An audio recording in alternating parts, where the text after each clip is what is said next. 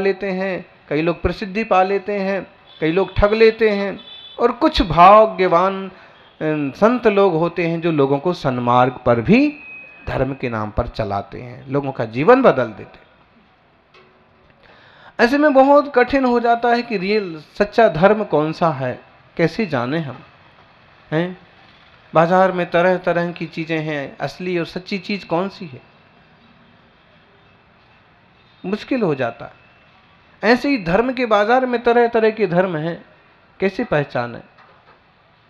तो कहा जिसमें दया हो, जिसमें आत्मीयता हो, जिसमें आत्म तत्व की बात हो, वो धर्म सच्चा धर्म। मार काट की बात हो, विद्रोह की बात हो, दूसरे को तंग करने की बात हो, धर्म के नाम पर लड़ाने की बात हो, समझ लो वो कोई धर्म धर्म नहीं है। हम मूलाचार में 752 नंबर की गाथा देख रहे थे, इसमें बहुत अच्छे से कहा कि सब जगत सहित करो, धम्मो तीर्थंकरेहिं अखादो, धन्ना तम पड़ी बन्ना, विशुद्ध मनसा जगे मणुया। सब जग का हित करने वाला धर्म तीर्थंकर भगवान ने कहा है। तीर्थंकर भगवंतों ने कहा है, अखिल महावीर स्वामी ने नहीं कहा। इस काल में हुए 24 तीर्थंकरों ने नहीं कहा, उनने तो कहा ही है, अपितु जो अनंत 24 हो गई हैं अनादिकाल से, उन सबों ने भी ये जिन धर्म कहा है, इंद्रिय विजय वाला धर्म कहा है, दया धर्म वाला धर्म कहा है, आत्मा की बात सिखाने वाला धर्म कहा है। और वे लोग धन्य हैं जिनने विशुद्ध भाव से इस धर्म को पाया है, जिसमें उपसम भाव की प्रधानता है, जिसमें क्षमा, मार्दव, आर्जव, शौच, सत्य, संयम, तप, त्याग, अकिंचन, ब्रह्मचर्य जैसे विशिष्ट गुण हैं। धर्म का मतलब जो धारण किया जाए, क्षमा धारण की जाती है, मृदुता धारण की जाती है, व्यक्ति क्षमावान बन जाता है, व्यक्ति मुलायम बनता है, सरल हृदयी बनता है, निर्लोभी बनता है, तपस्वी बनता है, वैसा संयमी बनता है, वैसा उसका जीवन बदल जाता है। वो धर्म है। लोगों ने रंगों के नाम धर्म समझ लिए, लोगों ने झंडे को धर्म समझ लिया, लोगों ने प्रतिमा होना, प्रतिमा नहीं होना, मूर्ति होना, मूर्ति नहीं होना, ऐसी होना, वैसी होना, ये साधन हो सकते हैं धर्म के, लेकिन सीधे सीधे धर्म नहीं है। धर्म तो क्या है? आत्मधर्म, दया धर्म। जो 10 लक्षण परम में 10 धर्मों की बात की जाती है, वे धर्म आत्मा के ही गुण हैं, और वे जीव धन्य हैं जिनने ऐसा जिन भगवान का धर्म सुना है, स्वीकार किया है। जीवन में जैसे जैसे धर्म बढ़ता है, वैसे वैसे शांति और विशुद्धि बढ़ती है।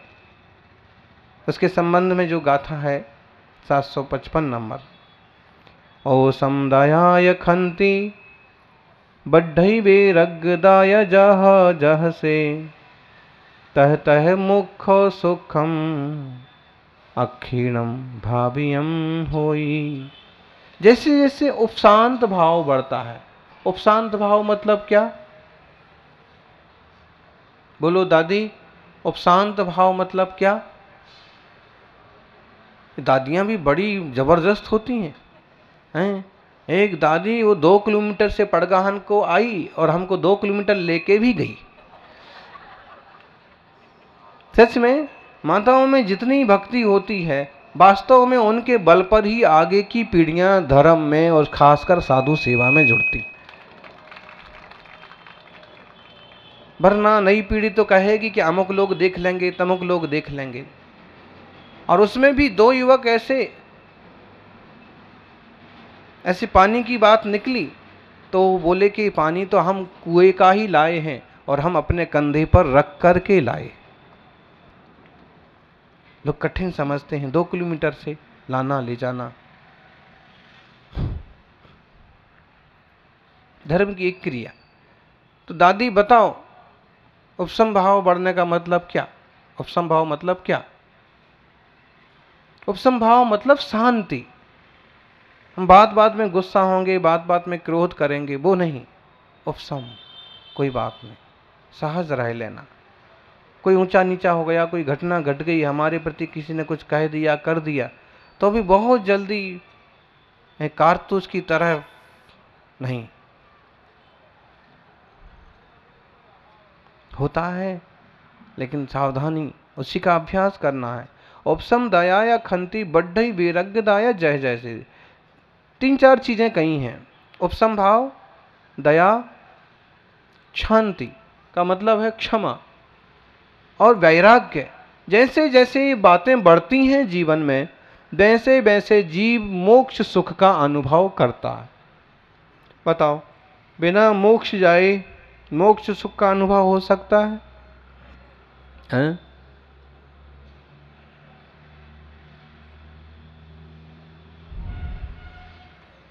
जे बिनु क्रिया, जे बिनु ज्ञान क्रिया अवगाहे, जे बिनु क्रिया मोक्ष पद चाहे, जे बिनु मोक्ष कहे बिनु सुखिया, सो अजान मूढ़न में मुखिया। जो केवल क्रियाकांड करके और कहे मोक्ष हो जाएगा, सो तो भी बात नहीं है, क्योंकि केवल क्रियाओं में, केवल नाटक में थोड़ी ना मोक्ष है। फिर कोई केवल मात्र ज्ञान की बातें करे और कहे मोक्ष हो जाएगा, तो कहा कि ऐसे जीव को भी मोक्ष होने वाला नहीं है। फिर किसको होगा? मात्र बातें कर कर के कहे कि मैं तो सुखी हो गया, अब यहीं तुम गृहस्थी में उलझे हो और अपने को सुखी कहते हो, तो ऐसे अजान तो मूढ़न में मुखिया। मूढ़न में मुखिया मतलब क्या? समाज का मुखिया होता है ना, जैसे ऐसे मूढ़न में मुखिया मतलब, मूढ़ मतलब मूर्ख, और मूर्खों का मुखिया है ना। तुम ज्ञान नए को समझ रहे हो ठीक से, ना क्रिया नए को समझ रहे हो, ना ज्ञान और क्रिया में दोनों की मोक्ष मार्ग में मैत्री समझ रहे हो, तो कैसे तुम सुखी हो गए?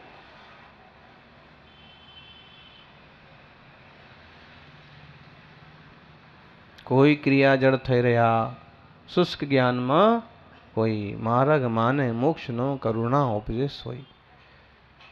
दोनों चीजें जरूरी हैं मोक्ष मार्ग में।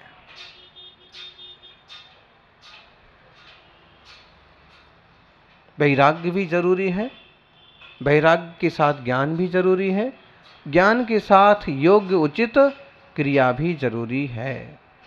तो क्या यहीं रहकर के मोक्ष सुख का अनुभव हो सकता है? प्रश्न ये है, बताओ, हो सकता है? हो सकता है। मुनिराजों की जो विशुद्ध दशा है, आत्मलीना की जो शुद्धोपयोग की दशा है, अप्रमत्त दशा है, उसमें जैसे भी यहीं अपनी परम स्वतंत्रता का अनुभव करते, उसी का तो आनंद है मोक्ष मार्ग में। अभी परिपूर्ण कर्म बंधन से मुक्त नहीं हुए, अभी मोक्ष जैसी विशुद्धतम दशा का में पहुंचे नहीं है, लेकिन जो आत्मा की विशुद्ध दशा है, उसका उस रूप अनुभव उनका चालू हो गया।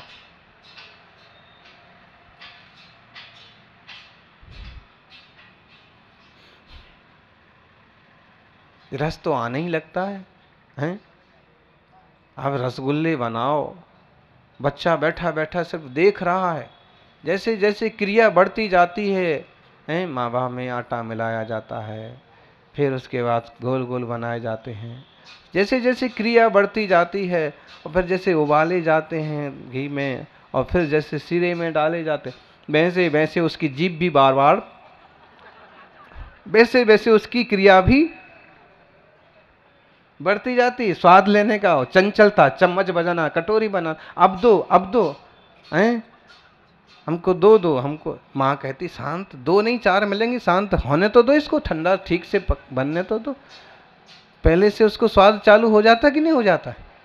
और छोटे क्या बड़ों तक को पोहे का बघार लगे तो भी एक बार तो जीभ में होता है कि नहीं? जैसे संसार में विषय संबंधों में जीवों को ऐसा होता है, ऐसे ही कोई भाग्यवान ज्ञानी जीव मोक्ष मार्ग को स्वीकार करके इस दशा में भी सिद्ध दशा का स्वाद लेता है, अनुभव करता है धर्म के बल पर। जैसे जैसे उपशम भाव, शांति जैसे जैसे बढ़ती है,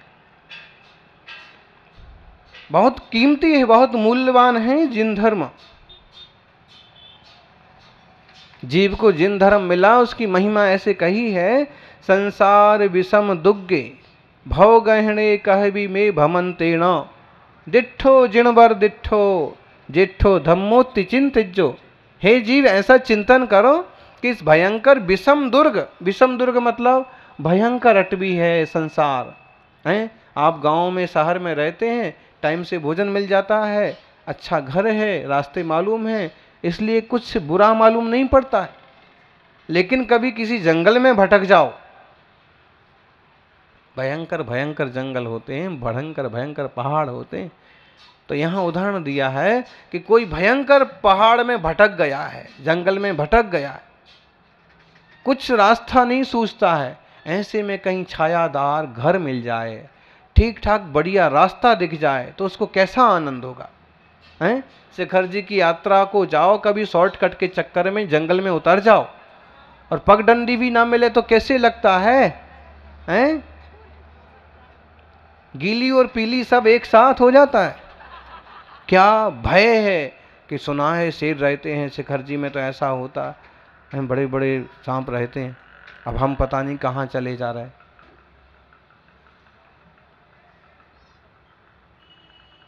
और अच्छी सी पगडंडी दिख जाए, रास्ता ठीक दिख जाए या कोई घर जैसा दिख जाए तो हाँ बहुत अच्छा, अभी मालूम हो जाएगा, आप कहीं ना कहीं तो पहुंच ही जाएंगे। वैसे ही कहा है कि संसार विषम दुर्ग है, भयंकर वन है, जंगल है, और इसमें बहुत सारे भाव इस जीव ने पा लिए। कौन पर्याय में कहा, कौन गति में गया। महाराज जी आपको सुना रहे थे चिड़िया के बारे में, कुत्ते के बारे में, कि जीव अस्वस्थ हो जाते हैं तो इनकी सेवा शुश्रूषा। इसका मतलब क्या? मतलब केवल दया नहीं, अपितु वे भी जीव हैं, वे भी आत्मा हैं, वे भी होनहार भगवान हैं, उनमें भी आप चेतना देखो और दया के बस होकर के यथायुग सहयोग करो। उनको पता नहीं कि रास्ता किधर है। आप लोग कांच की खिड़की लगाते हैं ना, कितने पक्षी कांच से टकरा जाते हैं, उनकी चोंच भंग हो जाती है, गिर पड़ते हैं, चोट लग जाती है, फिर उड़ते बना तो उड़ते हैं, नहीं तो फिर कुत्ता बिल्ली खा जाते। उनको पता नहीं कि यहाँ कांच है, हम टकरा जाएंगे। वैसे ही अपना यह जीव पता नहीं संसार में कितने सारे जन्म मरण किया है। सो कहते हैं कि अहो सौभाग्य से दिठो जिनबर दिठो जेठो धम्मोति चिंतिजो। मैंने सौभाग्य से देख लिया। क्या देख लिया? जिन भगवान का धर्म देख लिया। अब कहो कि जैन धर्म की आप इतनी तारीफ, इतनी महिमा क्यों करते? वास्तव में जैन होने के नाते नहीं, रियली ये है, वास्तविक ये है कि ये मार्ग है। कोई भी जीव इसको पाए, कोई भी व्यक्ति इसको यूज करे, जीवन में ढाले, तो भी उसका जीवन और चिंतन बदल जाए, उसका आपो आप भला हो। पराधीनता जैसी कोई चीज नहीं है यहाँ कि तुम्हें ऐसा ही करना पड़ेगा। तो यह जुन भर का धर्म मैंने देखा, ये मेरा सौभाग्य है। अब मुझे रास्ता दिख गया, अब मैं बच जाऊंगा, अब मैं मरूंगा नहीं। बच्चा माँ के साथ बाजार में, मेले में जाए, और जब तक माँ की अंगुली है हाथ में तब तक तो ठीक है, खुश है, उछल रहा है, कूद रहा है। कभी ये गुब्बारा चाहिए तो कभी ये बांसुरी चाहिए तो कभी मिठाई चाहिए, बार बार फदकता है, यूँ उंगली छोड़ छोड़ के आगे भागता है। किसी सर्कस की चीज़ें देख के आता है, कोई दुकान देख के आता है, फिर उंगली पकड़ लेता है, ठीक है ना, बड़ा फदकता है, हैं? फुदकता है। फदकना और फुदकने में थोड़ा सा एक मात्रा का अंतर। फुदकना मतलब होता है एक तरह से खुश होना, और फदकना होता है कि एक तरह से नाराज हो जाना। एक शब्द समय सार कलश में आया, चकचकाए थे। चकचकायते का मतलब है एकदम चैतन्य ज्ञायक आत्मा का अनुभव करना। और अपन इसको ही चिकचिकायते कर दो। चिकचिकायते, चिक मतलब बड़ा फुदकता है, खुश होता है, लेकिन फिर मांगता है। अभी इसी बीच में क्या होता है, मान लो कि उंगली छोड़ के कुछ आगे तक चला गया, अमुक चीजों की लोभ में और आगे तक चला गया और मां से बिछड़ गया। अब देखिए उसका क्या हाल होता। अब क्या मांगेगा हैं? अब क्या क्या मांगेगा? अरे मांगना तो छोड़ो, रोएगा और ज्यादा से ज्यादा ऐसे, और यही चीखता चल रहा था, सब तरह घूमेगा, कहीं कोई सही। अब इसको देखो, उसको मां मिल गई तो ठीक, ना मिले तो थोड़ी देर में मिल गए, जितनी देर तक नहीं मिलेगी ना तब तक रोता ही रहेगा।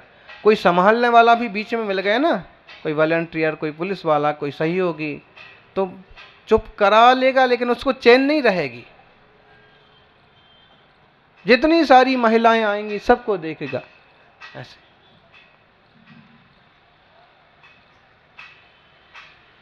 जैसे वह वहां बहुत विचलित है, आकुल व्याकुल है, ऐसे ही अपना जीव जिनवाणी रूपी माँ का आंचल पकड़े बिना आकुल व्याकुल है, दुखी है।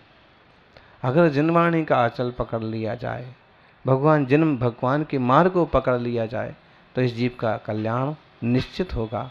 इसलिए अपन सभी एक वीतराग जिन शासन को समझें, अपनी परिणति को बदलने का पुरुषार्थ करें।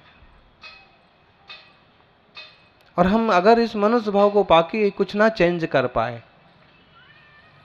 आंखें पाके भी हम सही रास्ते ना चल पाए, तो बहुत बड़ी अज्ञानता और बेवकूफी होगी। श्रावक धर्म का निर्वाह करते हुए भी, श्रमणों की सेवा करते हुए मोक्ष मार्ग में आप कदम बढ़ाएं, ऐसी मंगल भावना। जय बोलिए 24 तीर्थंकर भगवान की।